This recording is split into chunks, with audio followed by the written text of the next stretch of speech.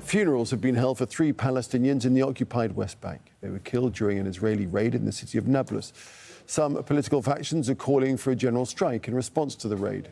Nida Ibrahim reports now from Nablus. As soon as the Israeli army leaves Nablus, Palestinians start counting their dead. A scene that's becoming all too familiar in the occupied West Bank.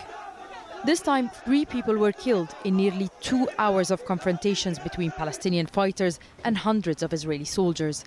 I woke up by 7 in the morning and all of a sudden we heard the explosion. I was petrified. I could not move an inch.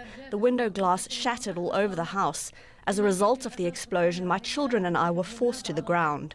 During the raid, Israeli forces prevented medical crews from entering the city to treat several people wounded by live ammunition and school children who had inhaled tear gas. Ibrahim was our neighbor. He was in pieces and burnt. The rest were shot in the head. It was chilling. It was hard to identify them. Israeli forces have been focusing their raids in Nablus and Jenin, where Palestinian resistance groups have been working together to carry out reprisal attacks.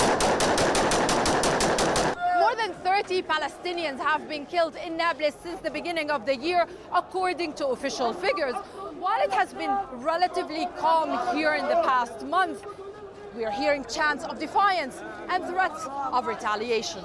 The Israeli army says the Palestinians targeted in Thursday's raid were responsible for last month's drive-by shooting in the Jordan Valley.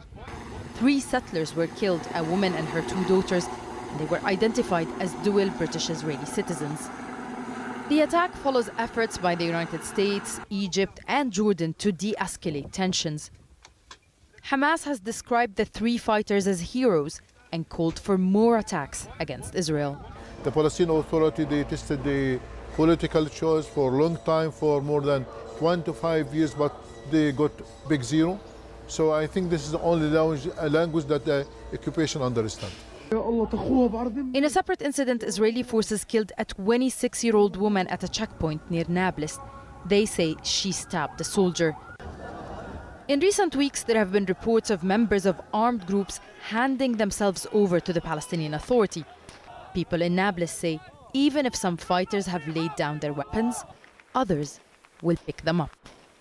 Nida Ibrahim, Al Jazeera, the occupied West Bank.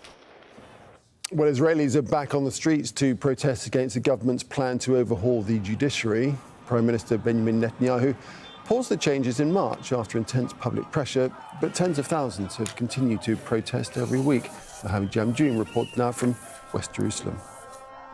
There is one particular protest which is happening in West Jerusalem, just outside of the president's residence. And the reason that this protest is happening outside of the residence of the president of Israel is because the president has been acting as a mediator in negotiations that have been ongoing between Prime Minister Benjamin Netanyahu's coalition on the far right and opposition parties. These are talks that are trying to come to some sort of a compromise when it comes to these judicial overhaul plans. As you'll recall, these plans were put forth by Prime Minister Benjamin Netanyahu and his coalition partners.